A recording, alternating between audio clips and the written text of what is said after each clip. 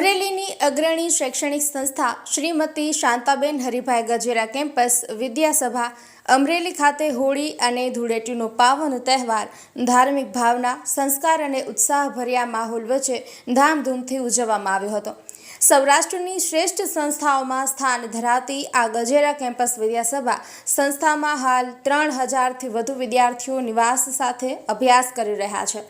ઘરથી દૂર રહેલા વિદ્યાર્થીઓને પરિવાર જેવી લાગણી અને સંસ્કારસભર વાતાવરણ મળે તે માટે સંસ્થામાં દરેક ધાર્મિક અને સાંસ્કૃતિક તહેવારો ખૂબ જ ભાવપૂર્વક ઉજવવાની અનોખી પરંપરા વિકસાવવામાં આવી છે।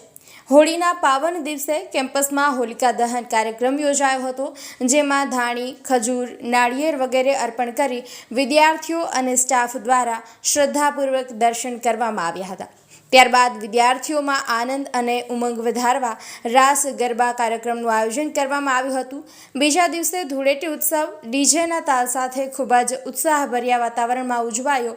વિદ્યાર્થીઓએ અબીલ, ગુલાલ, કંકુ અને રંગબેરંગી પાણી સાથે મન મૂકીને ધૂળેટી રમતા ઉત્સવની મજા માણી હતી।